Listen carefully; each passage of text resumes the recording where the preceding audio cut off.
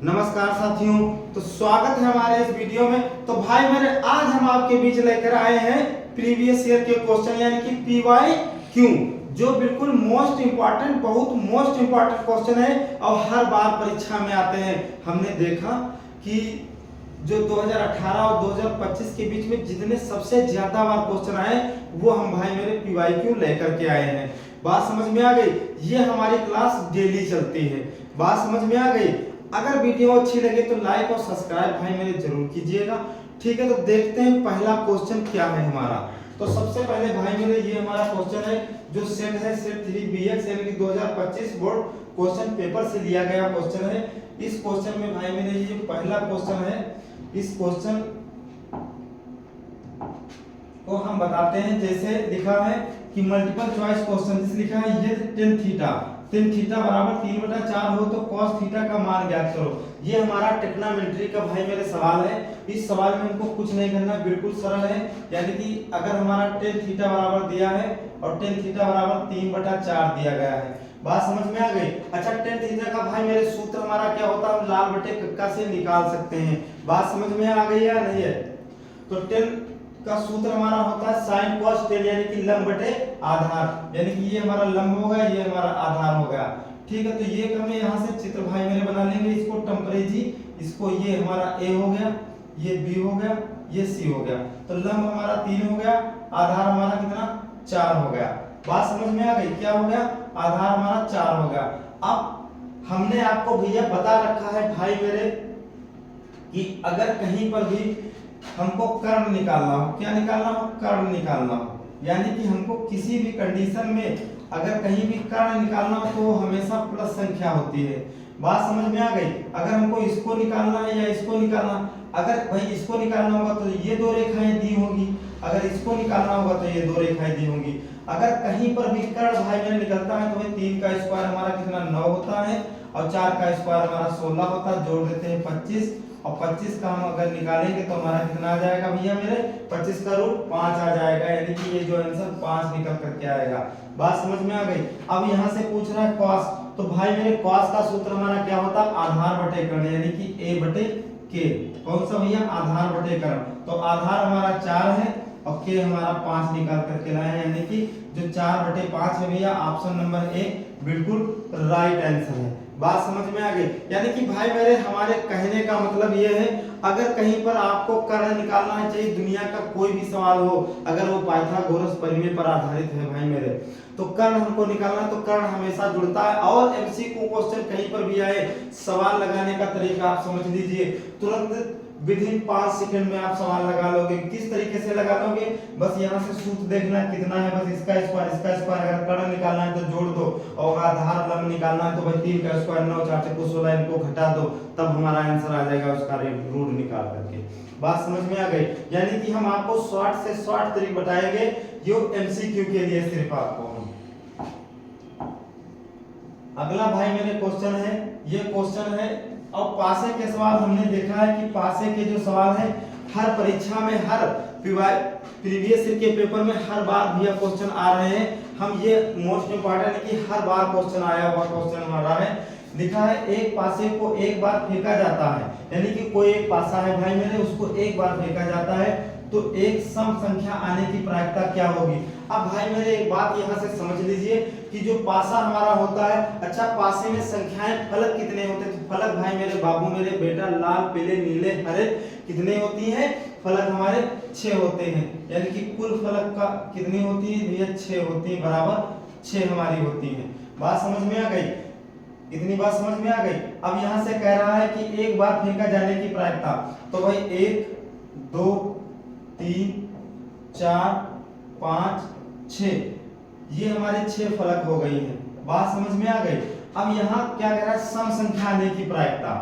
अगर यहाँ से क्वेश्चन बनता सम संख्या आने की प्रायिकता, तो सम भैया संख्या हमारी 2 4 और 6 हमारी संख्या, यानी कि कुल संख्या कितनी? 3, यानी कि सम संख्या कितनी भैया? 3 संख्या, 1 2 3, और कुल टोटल फलक कितने होंगे? 6। 3 एकम 3 3 दूना 6 भैया, 1/2 हमारा आंसर निकल करके आ गया। ऑप्शन नंबर बी बिल्कुल राइट आंसर है। बात समझ में आ गई?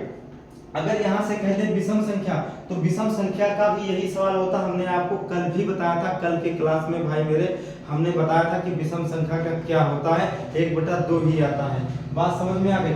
अगर यहाँ से कह देता कि सम विषम ना पूछ करके कोई अन्य पूछ लेता, सम विषम ना करके पूछता कोई अन्य पूछ लेता, 6 में से अगर पूछ लेता कि यानी कि 6 में से बताओ, तो भैया 6 में से इनमें से प्रायिकता यानी कि कोई भी संख्या हमारी प्रायिकता हो सकती है। 1 हो सकती है, 2 हो सकती है, 3 हो सकता है, 4, 5, 6 यानी कि कोई भी पासा भैया मेरे गिर सकता है। इतनी बात समझ में आ गई है, ठीक है। अगला भाई मेरे क्वेश्चन है, लिखा है बारंबारता। ये भी हमने देखा क्वेश्चन हर बार भैया परीक्षा मेरे आता है, हर बार आ रहा है, लगातार रेगुलर आ रहा है भाई मेरे। लिखा निम्नलिखित बारंबारता का मध्यक क्या होगा। अच्छा मध्यक भाई मेरे हमारा क्या होता, किसी भी बच्चे को अगर डाउट हो तो मध्यक माने हमारा भैया क्या होता, मध्यक का ही दूसरा नाम हमारा माध्यिका है। क्या है भैया, दूसरा नाम मध्यक का क्या भैया मेरे है, माध्यिका है। अब यहाँ से सवाल दिया है वर्ग अंतराल 0 से 10, 10 से 20, 20 से 30, 30 से 40, 40 से 50 हमारा क्वेश्चन दिया गया है। 30 से 40, 40 से 50 क्वेश्चन दिया गया है। अब सबसे पहले हम कल भी बताए थे, आज भी भाई मेरे बता रहे हैं कि जब हम कहीं पर माध्यिका निकालते हैं तो सबसे पहले संचयी बारंबारता निकालते हैं। संचयी बारंबारता कैसे निकालते हैं, जैसे 0 से 10 हमारा हो गया, 10 से हमारा 20 भाई मेरे हो गया, 20 से हमारा कितना 30 हो गया, 30 से हमारा कितना भैया 40 हो गया, 40 से हमारा भैया कितना हो गया 50 हो गया। यानी कि 40 से 50 लाख संख्या 40 से 50 हमारी दी गई है। इतनी बात समझ में आ गई। ये हमारा जो निकल कर के आया है ये भैया वर्ग अंतराल निकल के आया है। ये क्या है, वर्ग अंतराल हमारा है। यहाँ जो हमारी दी होगी भाई मेरे बारंबारता दी होगी, ठीक। इस बारंबारता से हम भैया क्या निकाल करके लाएंगे, संचयी बारंबारता निकाल करके लाएंगे। क्या निकाल करके लाएंगे, संचयी बारंबारता, ठीक है। अब हम यहाँ 0 से 10 के बीच में देखते हैं, हमारी भैया 7 संख्या है, फिर 8 है, 15 10 15 10 5 15 10 5 है। अब हम भाई मेरे एक बात यहाँ से आप लोग समझ लीजिए कि अगर हम भाई मेरे कहीं भी संचयी बारंबारता निकालते हैं तो पहली संख्या को हम ज्यों करते हैं उसी लिख देते हैं, फिर इस 7 में 8 जोड़ देंगे तो हमारा 7 8 भैया 15 हो जाएगा। 15 में हम 10 जोड़ देंगे बराबर, 15 में भैया 15 ये वाले जोड़ देंगे बराबर 30 हो जाएगा। 30 में 10 जोड़ देंगे हमारा 40 हो जाएगा। 40 में 5 जोड़ देंगे बराबर हमारा भैया कितना 45। यानी कि n जो भैया निकल करके आया ये 45 निकल करके आया है। बात समझ में आ गई। अब यहाँ से सूत्र लगा देंगे n/2, n/2 पर, यानी कि जो 45 का 2 दूना 4 और फिर 2 दूना 4, 2 पंचे 10, यानी कि 22.5 भैया मेरे निकल करके आएगा। यानी कि n/2 हम सूत्र लगा देंगे, n/2 पर हमारा सूत्र होता है। अभी संचयी बारंबारता में भाई मेरे देखते हैं कि जो संचयी बारंबारता दी रखी है इसमें हमारा 22.5 कहाँ पे आता है, यानी कि 15 के 22.5 हो या 22.5 से कोई संख्या इसमें पहली संख्या हमको बड़ी दिख जाए तो भैया 30 ही 30 के अंतर्गत जो 30 हमारी संख्या होगी तो ये हमारा आंसर भैया इसके सामने वाला वर्ग अंतराल होगा 20 से 30, यानी कि 20 से 30, 20 से 30 ऑप्शन नंबर सी भाई मेरे बिल्कुल राइट आंसर है। बात समझ में आ गई। यानी कि हम संचयी बारंबारता निकालेंगे और संचयी बारंबारता जब हम निकालेंगे भाई मेरे तो देख लेंगे कि ये 22.5 किस संख्या के अंतर्गत आता है, बस उसके सामने पहुंच जाना है। क्योंकि हमको यहाँ से माध्यिका नहीं पूछा है, हमको क्या पूछा है कि मध्यक वर्ग होगा, यानी कि किस में मध्यक वर्ग होगा, किसमें हम क्या मान सकते हैं। बात समझ में आ गई है, ठीक है। नेक्स्ट क्वेश्चन देखते हैं भाई मेरे। अगला जो क्वेश्चन है मोस्ट इंपॉर्टेंट क्वेश्चन, तो देखते ही आप बता दोगे कि इसका आंसर भाई मेरे क्या हो गया है। लिखा सारणी का बहुलक ज्ञात करो। अच्छा भाई मेरे बहुलक ज्ञात कराते हैं तो सबसे पहले भाई मेरे हम एक चीज बताते हैं कि जिसकी बारंबारता सबसे ज्यादा बार हो वही बहुलक का वर्ग होगा। बात समझ में आएगी। अगर बहुलक ज्ञात करने को कहेंगे तो हम दूसरा फार्मूला लगाएंगे, वो हमारा 4 नंबर में आता है, वो हम वर्णात्मक प्रश्न में भाई मेरे बताएंगे PYQ में, ठीक है। तो सबसे अब देखते हैं को बहुलक वर्ग बताना है तो 2 7 11 8 6 इसमें सबसे बड़ी बारंबारता भाई मेरे क्या है, यानी कि बारंबारता फ्रीक्वेंसी हमारी क्या है तो ये 11 है। तो 11 के सामने वाला यानी 10 से 15 हमारा बहुलक वर्ग होगा भाई मेरे 10 से 15। तो 10 से 15, 10 से 15 ऑप्शन नंबर डी ये हमारा बिल्कुल भाई मेरे राइट आंसर है। हम ये कहते हैं कोई सवाल आप याद मत करो, सिर्फ हमारा क्लास देख लो और जिस तरीके से हम बताते हैं सिर्फ सवाल को माइंड में उतारते हुए चलो, किस तरीके से हमको लगाना है, कैसे लगाना है, बात समझ में आ गई। किसी चीज को अगर कोई दिक्कत होती भाई मेरे को हमारे पे मैसेज कर सकता, हमसे पूछ सकता, हम बताएंगे उसको। ये हमारी 95% वाली क्लास है, यहाँ टॉपर बनाते हैं आपको। बात समझ में आ गई है? ठीक है, नेक्स्ट देखते हैं। अगला भाई मेरे क्वेश्चन है, जो भैया मेरे ये क्वेश्चन है, इस क्वेश्चन को हमको क्या करना है, लिखा है निम्नलिखित में से कौन सी घटना की प्रायिकता नहीं हो सकती, यानी कि प्रायिकता की जो घटना है वो नहीं हो सकती। 1 -1, 1/2, 1/3। अब भाई मेरे एक बात हमारी समझ लीजिए, जो प्रायिकता हमारी होती है, प्रोबेबिलिटी जो हमारी होती है, यानी कि कभी प्रायिकता किसी माइनस में नहीं आ सकती है। क्योंकि मान लिया जाए हमारे पास कोई एक सिक्का है या हमारे पास एक पेन है, बात समझ में आ गई। अगर हम सिक्के को हेड और टेल के अनुसार लुटाएंगे तो हमारा हेड गिरेगा या टेल गिरेगा, यानी कि दोनों में से कोई एक गिरेगा हमारा। बात समझ में आ गई। कभी आपने ये सुना है कि हमारे पास रुपए एक भी नहीं था और हमारे पास से गिर गए? गिरेंगे? नहीं गिरेंगे, क्योंकि जब हमारे पास पैसे ही नहीं है तो भाई गिरकर कहाँ जाएंगे? जाएंगे। तो उसी प्रकार से जब हम सिक्कों को लुटाते हैं तो उसके दो पहलू होते हैं, और उस हेड आए या टेल आए, यानी कि सन आए चाहे हमारा पुत आए। बात समझ में आई। लेकिन प्रायिकता हमें कभी कोई किसी भी संख्या की प्रायिकता भाई मेरे माइनस में नहीं आ सकती, हमेशा धनात्मक में आती है। बात समझ में आ गई। एक चीज याद रखना कि कभी भी प्रायिकता किसी की माइनस में नहीं आती, यानी कि ऋणात्मक में मान कभी नहीं आता है। बात समझ में आ गई। यानी कि जो प्रायिकता भाई मेरी होती है, प्रायिकता कभी ऋणात्मक में नहीं आती है भाई मेरे। इतनी बात आप नोट कर लीजिए। इतनी बात समझ में आ गई है? ठीक है। अगला भाई मेरे ये क्वेश्चन हमारा है, ये जो हमारा क्वेश्चन है ये भी हमारा इंपॉर्टेंट क्वेश्चन है, ट्रिग्नोमेट्री का सवाल है।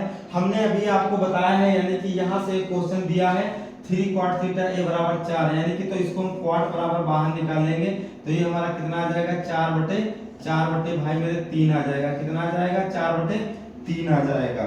4/3 आ जाएगा। कैसे 3 आ जाएगा? क्योंकि जब हम इसकी वैल्यू निकालते हैं 4/3 आ जाएगा भाई मेरे। ये 4/3 कैसे? क्योंकि क्वाड को हम जब बाहर निकालेंगे तो जिस चीज को हम बाहर निकालते हैं उसकी संख्या भाई मेरे नीचे चली जाती है। और क्वाड का सूत्र सभी को पता होगा भैया, sin cos tan क्वाड, यानी कि आधार बटे हमारा लंब होता है। यानी कि ये संख्या हमारी a हो गई, ये हमारी l हो गई। बात समझ में आ गई। अब यहाँ से हम एक डायग्राम बना लेंगे, बस तुरंत विदिन 2 सेकंड में आपको क्वेश्चन का आंसर पता चल जाएगा। अब आधार बटे लंब, यानी कि आधार हमारा 4 है और लंब हमारा कितना भैया? 3 है। हमने आपको अभी बताया अगर कहीं भी भाई मेरे कर्ण हमको निकालना है, क्योंकि ये हमारा k से कर्ण होता है। बात समझ में आ गई। ये हमारा क्या है? कर्ण होता है। तो इसका हम 3 का स्क्वायर कर देंगे, 4 का स्क्वायर कर देंगे, तो 3 का स्क्वायर भाई मेरे 9 होता है, 4 का स्क्वायर बराबर 16 होता है। और ये जोड़ करके हमारा भैया 25 आएगा, और 25 का रूट हमारा 5 होता है, यानी कि ये जो निकल करके आया ये 5 भाई मेरे निकल करके आ गया है। बात समझ में आ गई। ये आपको निकल गया। अब यहाँ से एक डायग्राम है, ये हमारा यहाँ पर सूत्र दे रखे हैं, इस सूत्र में हमको पुट करना है। तो इस सूत्र में हमको भाई मेरे कैसे पुट करना है? इसे 1 माइनस 10 स्क्वायर a बटे 1 प्लस 10 स्क्वायर a। बात समझ में आ गई। हमको सिर्फ 10 के मान ही निकालना है, क्योंकि लेकिन हमको मान तो यहाँ काट कर दिया था। ठीक है, इस तरीके से अब यहाँ से 10 का मान कितना आएगा भाई? sin cos 10, यानी कि sin cos 10 कौन सा है? लंब बटे आधार, यानी कि लंब बटे लंब हमारा कितना भैया? 3 है, और आधार हमारा 4 है। तो यहाँ से कितना निकल के आया? 3/4। यानी कि अगर इसकी 5 की वैल्यू भी ना निकालें तब भी हमारा निकल करके आ जाता। बात समझ में आ गई? ठीक है, क्योंकि इसका अपोजिट होता, सूत्र अपोजिट लगता है। ठीक, मेरे जब ट्रिग्नोमेट्री का उपयोग पढ़ाएंगे तब आपको बताएंगे। तो इस सूत्र में पुट करो 1 माइनस, अच्छा 10 का मान भैया कितना निकल के आया? 3/4। तो 3/4 ये हमने स्क्वायर यहाँ पे लगा दिया, स्क्वायर लगा, प्लस 1 प्लस 10 का स्क्वायर, यानी कि 3/4 पर स्क्वायर हमारा हो गया। ठीक है, तो 1 प्लस 3 थे हमारा 9 हो गया, यहाँ 4 चक्कू 16 हो गया, बटे यहाँ पे हमारा 1 प्लस 3 थे 9 हो गया, और 4 चक्कू भैया 16, क्योंकि ब्रैकेट खोलेंगे तो भाई 3 थे 9 हो जाएगा, 4 चक्कू 16 हो जाएगा। अब एक बात यहाँ से भाई मेरे समझ लीजिए, जब 16 का इससे हम गुणा करेंगे, 16 एकम 16, 16 में से हम भैया 9 घटा देंगे तो हमारा कितना आ जाएगा, 7 आ जाएगा। क्योंकि माइनस का लगा है तो भाई मेरे घटाएंगे, अगर प्लस का लगा होता तो हम भाई मेरे जोड़ते इसको। इतनी बात क्लियर हो गई कि नहीं क्लियर हो गई? ठीक है, बात समझ में आ गई? ठीक है, बटे 16।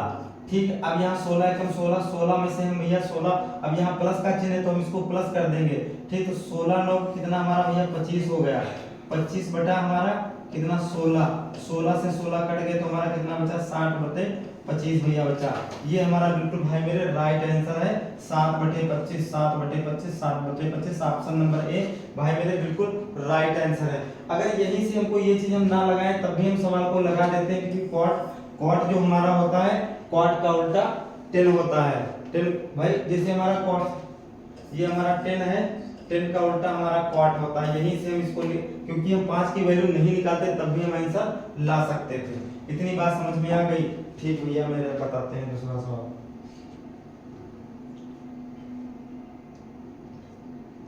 नेक्स्ट क्वेश्चन हमारा भैया दिया है 60 अंडर cos 60, यानी कि जो ये cos 60 है, cos 60 की वैल्यू भैया ट्रिग्नोमेट्री 60 के अंतर्गत आती है। ये हमारा 1/2 होता है। कितना होता है भाई मेरे?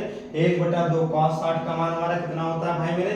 1/2 होता है। हम आपको ट्रिग्नोमेट्री 60 भी रटने को नहीं कहते हैं, हम आपको बिल्कुल सरल भाषा में और आसान भाषा में भाई मेरे बताएंगे। जो ट्रिग्नोमेट्री की 60 है, इसमें से एक क्वेश्चन आपको देखने को जरूर मिलेगा। इतनी बात तय है पीवाईक्यू में भाई मेरे। अगला भाई मेरे क्वेश्चन देखते हैं। ये जो क्वेश्चन है इसमें थोड़ा ये ऑप्शन गलत है, इसीलिए इसको हम बाद में लगवाते हैं क्वेश्चन। ये हमारा भैया क्वेश्चन है एलसीएम, यानी कि सबसे पहले ये क्वेश्चन हम देखते हैं। यहाँ से जब भाई मैंने लिखा है एलसीएम, एलसीएम यानी कि 35 और 63 का एलसीएम हमारा कितना निकल करके आया है? 315 निकल करके आया है। यानी कि जब ये ब्रैकेट में है और 35 और 63 का एलसीएम हमारा कितना निकला है? 315 निकला है। और एचसीएफ 35 और 63 का होगा, यानी कि हमको एचसीएफ निकालना है। तो भाई मेरे एचसीएफ का सूत्र होता है एचसीएफ का हमारा सूत्र होता है दो संख्याओं का गुणनफल, यानी कि दो संख्याओं का गुणनफल बटे हमारा, अगर मासा निकालते हैं तो मासा होता है, लासा निकालते हैं तो लासा होता है। बात समझ में आ गई? तो दो संख्या हमारी कौन सी है? 35 गुणे 63 बटे एलसीएम यानी कि 315। भाई मेरे अगर सूत्र इसको बेटा मेरे पूछ ले तो कहीं नहीं जाना है, एचसीएफ निकालना है तो हमको कुछ नहीं करना, दो संख्याओं का गुणनफल बटे लासा। अगर हमको लासा निकालना है तो दो संख्याओं का गुणनफल बटे मासा। इतनी बात समझ में आ गई? तो ये 3 दूना 6, 3 एकम 3 कट गया, 3 एकम 3 0, 3 पचे 15। बात समझ में आ गई? 3 सते 21, तो 3 ते 9, 1 बचा, 3 पचे 15, 7 एकम 7, 7 पचे 35, 5 एकम 5, 5 सते 35, यानी कि 7 जो आंसर 7 निकल करके भाई मेरे आया है। ये हमारा right answer option number B जो है हमारा बिल्कुल भाई मेरे करेक्ट आंसर है। बात समझ में आ गई है? ठीक है, तो अगला क्वेश्चन देखते हैं। यानी कि यहाँ से जो क्वेश्चन बनते हैं ये हम सारे जो क्वेश्चन लेकर आए सारे भैया पीवाईक्यू हैं, पिछले साल बहुत बार आए हुए क्वेश्चन है। यही क्वेश्चन आपको देखने को क्वेश्चन आंसर यानी कि बोर्ड परीक्षा में भाई मेरे मिलेंगे। अब यहाँ से जो क्वेश्चन दिया है 12, 15 और 21, 12, 15 और 21 का एलसीएम निकालना। अच्छा, एलसीएम निकालना तो हम गुणनखंड ही मेथड से आपको बताते हैं। ठीक है, तो ये 12, अब इसको हम 3 से काट रहे हैं, 3 चक्कू 12, 3 पचे 15, 3 सते 21। ठीक है, क्योंकि बहुविकल्पी क्वेश्चन है, हम इसे बड़ी संख्या से ही काट सकते हैं, कोई दिक्कत वाली बात नहीं है। ठीक है, बात समझ में आ गई? अब इसको 2 से अगर काटेंगे तो 2 दूनी 4, 5 7, अब यहाँ से 2 बचेगा, 2 एकम 2, 5 और 7। अब यहाँ से एक बार 5 से कटेगा, एक बार यह 7 से कटेगा, तो 3 दूना 6, 6 दूनी 12, 12 पंचे 60, यानी कि 12 पंचे 60 और 7 से गुणा कर देंगे, 6 सत्ते 42, 420। बात समझ में आई? ये आंसर कितना आया? 420। ऑप्शन नंबर बी या डी बिल्कुल राइट आंसर है। अगर इसको शॉर्ट तरीके से भाई मेरे लगाते हैं तो कैसे लगाते हैं? 12, 15, 21। तो सबसे पहले हम इसको तोड़ लेते हैं दो संख्या में, तो किससे तोड़ देंगे? 3 गुणे 4 में तोड़ देंगे। बात समझ में आई? अगर इसको तोड़ेंगे 3 पचे 15 में टूट जाएगा, इसको तोड़ेंगे भैया 3 सते 21 में टूट जाएगा। बात समझ में आ गई। 3 7 21 में टूट जाएगा, तो इसमें से 3 जब ले लेंगे तो ये वाला 3 भैया खत्म हो जाएगा, ये वाला भी 3 चला जाएगा। अब इसमें 4 गुणे का 4 भी ले लेंगे, और जब कोई संख्या नहीं है कट रही तो 5 ले लेंगे और 7 ले लेंगे, तो 4 ते 12, 12 पंचे 60, ये हमारा कितना हो गया 420, है ना। धमाकेदार ट्रिक, धुआं उड़ाने वाली ट्रिक है, तुरंत लग गया आपका सवाल। बात समझ में आ गई। यानी कि इसको हमको कुछ नहीं करना है, हमको 12 को 2 खंडों में तोड़ लेना है। कैसे तोड़ लेना है? 2 खंडों में, लेकिन 2 खंडों में तोड़ लेना है इन दोनों में भी कोई कॉमन ना संख्या मिले, ठीक है। हमने दोनों को तोड़ लिया। अब यहाँ से हम क्या करते हैं, अगर हम इस 3 को यहाँ पर उतार लेते हैं तो जितने यहाँ पर 3 होंगे वो कट जाएंगे, उसको हमको नहीं लेना है। बात समझ में आ गई। अगर यहाँ से 4 संख्या उतार ले तो 4 वाली कोई संख्या हमको नहीं लेना है। बात समझ में आ गई। 5 गुणे 7, बस गुणा भैया कर देंगे, हमारा आंसर बिल्कुल निकल करके आ जाएगा। बात समझ में आ गई, ठीक है। अगला भाई मेरे क्वेश्चन है, ये जो क्वेश्चन हमारा है मोस्ट इंपॉर्टेंट, ये भी हमारा क्वेश्चन है।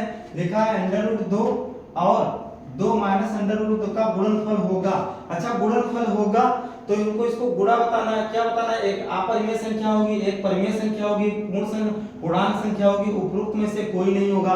हमने आपको पहले ही बता रखा है, अगर किसी संख्या का हम गुणनफल करते हैं, यानी कि अंडर रूट जब यहाँ से हम गुणनफल करेंगे, क्योंकि जो √2 भाई मेरे हैं ये अपरिमेय संख्या है, और 2 माइनस 2 अंडर रूट ये भी अपरिमेय संख्या है। दो संख्याओं का हमारा चाहिए यहाँ से हम प्लस करें या गुणा करें या घटाएं, यानी कि कहने का भाई मेरे मतलब ये है, अगर 2 संख्याओं का हमको चाहिए इसको गुणा करें, चाहे मल्टीप्लिकेशन करें, चाहे गुणा करें, चाहे माइनस करें, चाहे इसको भाग दे, वो संख्या हमेशा निकल करके अपरिमेय संख्याएं ही आती है। क्योंकि अगर अपरिमेय संख्या का किसी से हम गुणा कर रहे हैं तो भैया अपरिमेय ही संख्या निकल करके आती है। बात समझ में आई? ये नियम ही होता है। बात क्लियर हो गई है, ठीक है। अगला क्वेश्चन भाई मेरे, हमने ये भी क्वेश्चन हमने आपको बताया था। हमने ये जो क्वेश्चन बताया था कैसे था, बिंदुओं 2,3 और 4,1 के बीच की दूरी होगी। आप देखते ही सवाल को बता दोगे। कैसे? यानी कि दूसरे वाले पद से पहले पद को घटा दो और फिर इस वाले से इस पद को घटा दो। तो भाई इसमें से हम जब इसको घटाएंगे, 4 में से 2 घटाएंगे तो 2 बचेगा, प्लस 2 का स्क्वायर ये कर लेंगे, और इसमें से हम इसको घटाएंगे तो माइनस का 2 बचेगा, ठीक। लेकिन फिर प्लस का 2 का स्क्वायर ये हो जाएगा, तो ये 4 हो गया, ये भैया 4 हो गया, 4 4 बराबर 8 हो गया। 8 का रूट हमारा कितना आता है? 2 आता है भैया। ये भी तुम्हारा मोस्ट इंपॉर्टेंट क्वेश्चन कल ही की पीवाईक्यू सीरीज में भैया क्वेश्चन आया हुआ था। बात समझ में आ गई। हम सारे क्वेश्चन लेकर आएंगे, आप बस देखते रहो कितनी बार कौन क्वेश्चन रिपीटेड हो रहा है, कितनी बार रिपीटेड क्वेश्चन है भाई मेरे, ठीक है। ये क्वेश्चन हो गया। अगला क्वेश्चन भाई मेरे देखते हैं। अगला क्वेश्चन, ये वाला क्वेश्चन, ये भी रिपीटेड क्वेश्चन है। ये क्वेश्चन आपको हम HW में दे रहे हैं और हम आपको बता रहे हैं। भाई मेरे कमेंट करके जरूर बताना इसका आंसर कितना आया है। आप आंसर देखते ही बता दोगे कितना आया है। बात समझ में आई? लेकिन लगा करके हमको बताना कितना आंसर आया। ये रिपीटेड क्वेश्चन है, इसीलिए आपको हम काम दे रहे हैं। अगला भाई मेरे जो क्वेश्चन है, ये जो हमारा क्वेश्चन है, इस क्वेश्चन में कुछ नहीं करना है। यहाँ लिखा है BC, यानी कि DE समांतर है BC के। DE, जो DE ये समांतर है BC के। किसके समांतर है भाई मेरे? BC के समांतर है। अच्छा, यहाँ से एक बात जो निकल करके आती है, जो हाँ थोड़ा इसको ऊपर कर लेते हैं, अच्छा दिखता नहीं था, ठीक है। अब देखते हैं, यानी कि DE समांतर है BC के, यानी इस रेखा के ये रेखा भैया समांतर है, यानी कि एक जैसी है। छोटी बड़ी से भाई मेरे कोई मतलब नहीं होता है, बस समांतर पैरेलल होनी चाहिए संख्या हमारी। बात समझ में आ गई? यहाँ पर लिखा भी हमारा AD बराबर 3, AD बराबर, ये हमारी रेखा 3 हो गई। बात समझ में आ गई? DE बराबर हमारा कितना हो गया भैया? 4 हो गई। बात क्लियर हो गई? DB, तो DB ये हमारी कितनी भैया? 1.5 हो गई। बात समझ में आ गई? अब हमको निकालना किसका मान है? BC का मान, यानी कि ये हमको BC का मान पता करना है। इसको भाई ये रेखा दी गई है, ये रेखा दी गई है, ये भी रेखा दी गई है, हमको इसका मान बताना है। बात समझ में आ गई? तो सबसे पहले यहाँ से हम एक चीज लिख लेते हैं कि AD बटा BD बराबर है, AD बटा BD बराबर है AE बटा AC। भाई ये ट्रायंगल बना हुआ है, यानी कि त्रिभुज बना हुआ है, ये त्रिभुज बराबर है, ये दोनों ये समांतर है, समांतर है या नहीं समांतर है। तो सबसे पहले हम इन AC का मान निकालेंगे, यानी कि जो AC का नहीं AB का मान। तो सबसे पहले हम AB का मान निकालेंगे। अच्छा AB का मान कैसे निकालेंगे, इसको जोड़ेंगे। भाई ये 3 है, यहाँ से यहाँ 1.5 है, तो ये कितनी हुई 4.5 हुई। ये जो रेखा निकल करके आई 4.5 हो गई। जब ये 4.5 हो गई है, अब ये रेखा हमारे पास दी, इसको निकालना है। तो बस कुछ नहीं, हमारा सवाल लग गया भाई मेरे लग गया नहीं लग गया। तो यहाँ से जो हमारा सवाल निकल करके आया है, ये 3/4.5 बराबर 4/BC, फिर गुणा कर देंगे भैया BC। तो यहाँ से जो BC निकल करके आएगा, तो ये 4.5 गुणे का 4/3 BC हमने बाहर निकाल लिया। बात समझ में आ गई। अब इसको हम जब गुणा कर देंगे तो 4×5 = 20, 4×5 = 20 और 4 × 16, 16 2 18, यानी कि 18 से बचा, यहाँ से 3 बचा, तो 3 × 3 3 × 6 = 18, 6 भैया 6 ऑप्शन नंबर ये हमारा डी बिल्कुल राइट आंसर है। बात समझ में आ गई। यानी कि बहुविकल्पी क्वेश्चन दे और तुरंत लगा देना है, कहीं जाने की आपको कोई आवश्यकता ही नहीं है भाई मेरे। अगला क्वेश्चन देखते हैं। ये भी तुम्हारा इंपॉर्टेंट क्वेश्चन है, हर बार परीक्षा में आता है, देखने को कुछ ना कुछ मिलता है।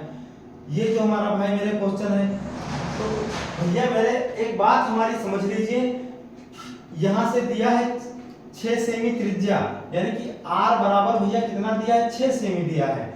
एक वृत्त के त्रिज्यखंड का कोण 60 अंश है, यानी कि थीटा बराबर जो हमारा दे रखा है भैया 60 अंश दे रखा है। बात क्लियर होगी। तो त्रिज्यखंड का क्षेत्रफल होगा, बस कुछ नहीं करना, फार्मूले में भैया रख दो, तुरंत आंसर आ जाएगा। तो त्रिज्यखंड का जो क्षेत्रफल होता है, त्रिज्यखंड का क्षेत्रफल सभी को पता है, θ/360 πr²। बात समझ में आ गई। कितना हुआ θ/360 πr²। तो भैया अब यहाँ से थीटा हमारा कितना 60 अंश है, ये 360 हमारा हो गया। अब इसमें हमको देख पाई का मान, हमको यहाँ पाई का मान मिल रहा है, तो पाई का मान हमको रखने की कोई आवश्यकता नहीं। r का मान हमारा 6 भैया हो गया। तो 6 × 6 6 × 36 60 बचे, 60 से 60 भैया कैंसिल हो गया। तो यहाँ से क्या बचा 6 पाई बचा, हमारा 6 πr² बचा। बात समझ में आई। ये हमारा बिल्कुल भाई मेरे राइट आंसर होगा। बात समझ में आ गई है, इतनी चीज समझ में आपको आई है। ठीक है, देखते हैं अगला क्वेश्चन। अगला भैया क्वेश्चन है, ये भी हमारा क्वेश्चन है जो PYQ का हर बार सीरीज रिपीटेड होती है।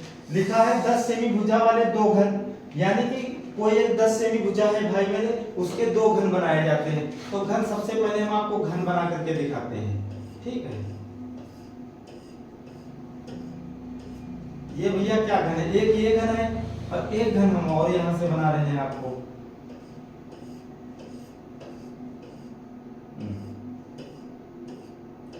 ये 2 घन हो गए, यानी कि 2 घन हमारे तो दिए गए हैं, लेकिन क्या कह रहा है 10 सेमी भुजा वाले 2 घनों को संलग्न फलकों को मिलाकर, यानी कि इन फलकों को हम मिला दिए। बात समझ में आई। ये दो जो फलक है 10-10 सेमी के 2 घन हमारे हैं और इन फलकों को हमने मिला दिया। भाई जब फलकों को हम मिला देंगे तो जो इसकी लंबाई होगी, यानी कि 10 इसकी होगी तो 10 इसकी भी तो होगी, यानी कि जो L बराबर निकल करके आएगा वो भैया 10 + 10 निकल करके आएगा, यानी कि 20 निकल करके आएगा। बात समझ में आ गई। अब यहाँ से L बराबर 20 निकल करके आया तो B बराबर हमारा भी 10 होगा, H भी हमारा 10 होगा। बात समझ में आ गई है। अब यहाँ से कह रहा है पृष्ठीय क्षेत्रफल होगा, घनाभ का पृष्ठीय क्षेत्रफल होगा। तो भैया घनाभ का जो पृष्ठीय क्षेत्रफल होगा, सूत्र हमारा होता है 2LB BH + HL, यही हमारा सूत्र होता है। बात समझ में आई। यानी कि लंबाई गुणे चौड़ाई और चौड़ाई गुणे ऊंचाई और ऊंचाई गुणे, ठीक है। तो कुछ नहीं करना, 2 गुणे L, भाई L का मान हमारा कितना 20 है, यहाँ 20 रख देंगे, गुणे B का मान हमारा 10 है, प्लस B का मान हमारा कितना 10 है, H का मान हमारा 10 है। ठीक है, H का मान हमारा 10 है और L का मान हमारा भैया 20 है। बस सवाल लग गया। इसका जब हम इसको गुणा करेंगे तो ये 200 भैया आएगा, ये हमारा 10 दाम 100 आ जाएगा और ये हमारा जो निकल करके 200 फिर आ जाएगा। अब जब हम इसको सबको जोड़ देंगे तो कितना 200 200 400 500, तो अब 500 और यहाँ पर भैया 2 पहले से ही है, तो 500 का 2 से जब गुणा करेंगे तो भैया 1000 हमारा आ जाएगा। बात समझ में आई। कितना आएगा 1000 सेमी स्क्वायर भी आएगा, ये हमारा आंसर आ जाएगा। बात समझ में आ गई। यानी कि यहाँ इस क्वेश्चन में कह रहा है कि दो फलक हैं उनको मिला दिया गया है। मान लिया जाए ये हमारी दो कलमें हैं, एक कलम है, एक कलम को और मिला दे तो भाई एक कलम एक 10 सेमी है तो दूसरी भी 10 है तो वो 20 हो जाएगी, यानी कि उसकी लेंथ जो लंबाई हो जाएगी 20 हो जाएगी, लेकिन चौड़ाई तो तुम्हारी उतनी ही रहेगी। बात समझ में आ गई? ठीक है। अगला क्वेश्चन भाई मेरे शून्य निकालना को कह रहा है, तो ये शून्य निकालने को कह रहा है। इस क्वेश्चन में सबसे पहले बेटा हम एक चीज यहां से देखते हैं, ये हमारा सवाल दिया गया है 6x² - 3 - 7x के शून्य होंगे। अब यहां से एक चीज आपको ध्यान देना है कि जो x की वैल्यू होती है यहां आती है, लेकिन ये तो नहीं दी गई, लेकिन तो इसको हम बदल करके लाएंगे। तो ये हमारा क्या हो गया 6x² माइनस इसको लाएंगे तो 7x - 3 बराबर 0। हमने बदल लिया क्योंकि x यहीं पर ही होना चाहिए, अचल पद लास्ट में ही होता है। अब इसको हम गुणनखंड कर लेंगे भाई मेरे। तो भैया सबसे पहले एक चीज देखते हैं, आप टेंशन मत लो, जब तक आपका भाई यहाँ पढ़ाता है आप ऑफलाइन बैच में भी आ सकते हैं, हमारे निःशुल्क हम आपको पढ़ाएंगे। बात समझ में आ गई? तो सबसे पहले यहाँ देखते हैं 6x² 7x - 3, ठीक है। अब यहाँ से जो भाई अगर यहाँ ऐसे होता तो हम डायरेक्टली इसका गुणा कर देते, इसका आंसर ला देते, लेकिन जब यहाँ से इस तरीके से अगर यहाँ पर कोई पद दिया हो तो हम इसका इससे यानी कि यहाँ से एक सूत्र लग जाता है, a गुणे c का हम सूत्र लगा ले सकते हैं। तो 6 हमारा भैया कितना 18 हो गया। बात समझ में आ गई? यानी कि 18। अब 18 अपने मन में रखना है, हमको लिखना कहीं नहीं है, लेकिन अपने मन में रखना है। कहाँ रखना है? मन में रखना है। बात समझ में आ गई? मन में रखना है। तो 18 को जब हम मन में रखना है, अब ये 18 को हमको दो संख्या में तोड़ना है कि घटाने पे कितना आ जाए भैया 7 आ जाए। बात समझ में आई? तो इसको हम 9 - 9 + 2 यानी कि 9 दूनी कितना हो गया 18, और 9 में से 2 घटा दे तो हमारा 7 आ जाता है, वो भी माइनस का आ जाता है। बात समझ में आ गई? क्योंकि बड़ी संख्या का माइनस लगता है। बस लग गया सवाल हमारा। 6x² 7x - 3, तो यहाँ से 6x² भैया ऐसे उतार लो माइनस 9x + 2x - 3। अब ये दो पद में भाई 4 पद है तो दो पद में भैया कॉमन ले लेंगे। तो ये अच्छा कॉमन संख्या कौन सी मिलती है? अच्छा देखो ये 6 है संख्या, 6 में भैया दो चीजें छिपी हुई है, एक 2 छुपा हुआ है, एक 3 छुपा हुआ है, और 9 में भी दो चीजें छिपी हुई हैं। कौन सी? 3। तो इन दोनों में कॉमन कौन? ये 3 ही तो है हमारा कॉमन, तो इसमें इन दोनों में हम 3 कॉमन ले लेंगे, 3x। तो 3 गुना यहाँ पर 6 बच गया, क्योंकि ये 2 बच गया कि नहीं? 3 गुना 6 - 3। अब भाई इसमें हमने कॉमन 3 लिया तो 3 गुना 6, 3 3 यहाँ पर 3 बच गया, ये प्लस का चिन्ह लगा दिया।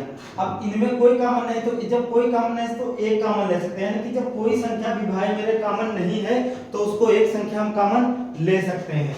तो यहाँ से क्या बच गया 2x - 3 भैया बच गया। अब इसको निकाल करके 2x - 3 और यहाँ से 3x + 1। अब जब इसके हम शून्य क्या कह रहे हैं, शून्य ज्ञात करना, जो जब शून्य भाई मेरे ज्ञात करते हैं तो जो प्लस की संख्या होती है वो माइनस की हो जाती है, जो माइनस की होती है वो प्लस की। तो ये माइनस की संख्या है तो ये प्लस की हो जाएगी 3/2, ठीक है। अब ये प्लस की है तो ये माइनस की हो जाएगी 1/2। बात समझ में आई? तो 1/2 भैया कहाँ है? 1/2 1/2 1/2 1/2 3/2 3/2, हाँ सॉरी ये 1/3 यहाँ होगा, क्योंकि यहाँ 3 हमने ध्यान नहीं दिया, ये 3 हमारा है। तो 1/3 माइनस का 1/3 3/2 1/3 1/3 माइनस का ये है और 3/2, ये ऑप्शन नंबर बी भैया बिल्कुल राइट आंसर है। समझ में आ गया है सवाल? ये शून्य निकालना है।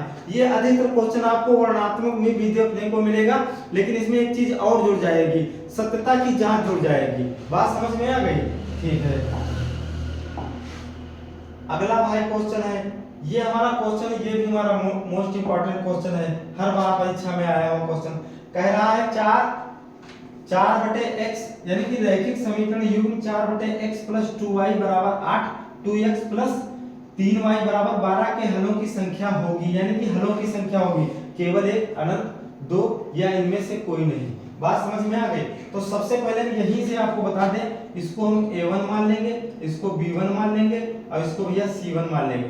तो इसको हम क्या मान लेंगे, A2 मान लेंगे, इसको हम भैया क्या मान लेंगे, B2 मान लेंगे, और इसको C2 मान लेंगे। बात समझ में आ गई? यानी कि कहने का मतलब एक बार हम लिख करके बताते हैं। ये हमारा सवाल दिया गया है 4/3 x प्लस, यहाँ स्क्वायर हो सकता है, स्क्वायर सॉरी यहाँ पर स्क्वायर हो सकता है, ठीक है। 2y बराबर 8, ये एक हो गया हमारा। अगला जो सवाल दिया है 2x प्लस 3y बराबर का 12। तो यहाँ पर जब हम संख्याएं मानते हैं भैया, a1 इसको मान लेंगे, b1 इसको मान लेंगे, c1 इसको मान लेंगे, a2 इसको मान लेंगे, b2 इसको मान लेंगे, c2 इसको मान लेंगे। अब जब हम भाई मेरे तुलना करेंगे तो सूत्र हमारा क्या बनकर आएगा, यानी कि जब इसका हम हल निकालेंगे तो a1 बटा a2 बराबर b1 बटा b2 बराबर c1 बटा c2। ठीक है, बात समझ में आ गई? तो a1 हमारा कितना भैया 4/3, a2 हमारा कितना भैया, a1 हमारा कितना 4/3, और a2 जो हमारा भैया है 2 है, यहां से 2 लिख दिया।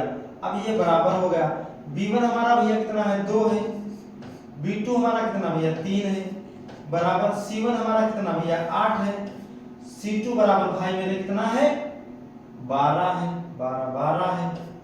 बस अब इसकी हम तुलना करते हैं, तो इसको काटते हैं, 4 दूनी 8, 4 तेई 12, कट गया? तो नहीं कट रहा है, ये तो कट ही नहीं रहा।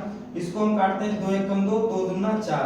तो यहाँ से जो सवाल निकल करके आया है, ये निकल करके भैया आया है सवाल हमारा, ये जो सवाल निकल करके आया है ये 2/3 बराबर, फिर 2/3 बराबर, फिर हमारा 2/3 भैया निकल करके आया है। यानी कि हमारे कहने का मतलब है a1 बटा a2 बराबर b1 बटा b2 बराबर c1 बटा c2। यानी कि ये आपस में सारे पद क्या है, बराबर हैं। बात समझ में आई? जब आपस में सारे पद बराबर होते हैं तो ये अनंत होते हैं। क्या होता है, इसका हल क्या होता है, इसके हल इनफाइनाइट यानी कि अनंत होते हैं। बात समझ में आई? ये तरीका हमारा समझ में आ गया है, ठीक है। यानी कि जो सारे पद बिल्कुल बराबर हो, कोई कम ज्यादा ना हो, तो ये हमारा क्या होता है भैया, अनंत होता है। बात समझ में आ गई है? समझ में आ गया है सवाल? ठीक है भैया। अगला क्वेश्चन भाई मेरे, ये क्वेश्चन हमारा दिया गया है। इस क्वेश्चन को हमको कुछ नहीं करना है, लिखा है द्विघात समीकरण 3x² - 4√3x + 4 = 0 कि विविक्त कर। अच्छा, विविक्त कर का दूसरा नाम क्या है भैया? विविक्त कर का दूसरा नाम एक विवेचक है। विवेचक क्या है? विवेचक। विवेचक भी कहने को आ सकता है, ठीक है। तो यहाँ विवेचक का सूत्र भैया होता है b² - 4ac होता है। तो सबको पता है ये a हो गया, ये b हो गया, ये c हो गया भाई मेरे। तो यहाँ से जब निकाल करके आएंगे 4√3 का होल स्क्वायर -4 गुणे a की जगह 3, c की जगह 4। बात समझ में आई?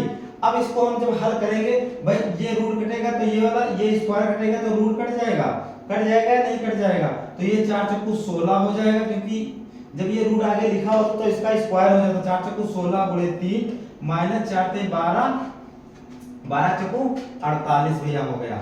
और 16 कितना होता है? ये भी 48 होता है। 48 - 48 भैया, जो आंसर निकल करके आया है भैया, शून्य निकल करके आया है। बात समझ में आ गई है? तो शून्य, ऑप्शन नंबर सी भैया बिल्कुल राइट आंसर है। आ गया ना? कितनी मजेदार ट्रिक आपको बता रहे हैं, कितने सरल तरीके से बता रहे हैं। बात समझ में आई? और अगर किसी भाई को समझ में ना आए तो हमको बताना भाई मेरे, जरूर हम उसको बेहतर से बेहतर बताएंगे। इतनी बात समझ में आ गई? यानी कि अगर किसी को यहाँ ना समझ में आया तो इसका ब्रैकेट खोलने को देख लीजिए। जैसे 4√3 यहाँ से और यहाँ पे स्क्वायर लगा है, तो स्क्वायर से ये रूट कट जाता है, लेकिन ये जो 4 होते हैं तो इसका स्क्वायर हो जाता है। 4 चक्कू 16 गुणे 3। बात समझ में आ गई? यही 16 ते 48 हो गया है। इतनी बात समझ में आ गई?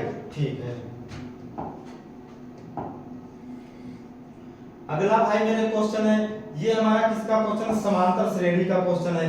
तो ये जो हमारा समांतर श्रेणी का क्वेश्चन है, लिखा है AP बराबर 3 + √2 + 2 √2 2 3 + 2 डॉट डॉट डॉट का सर्वांतर होगा।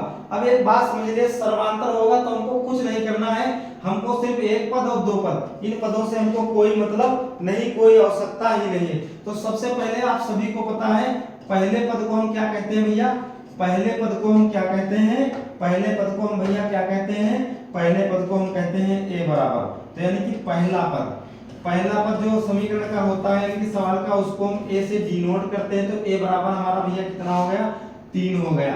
बात समझ में आ गई।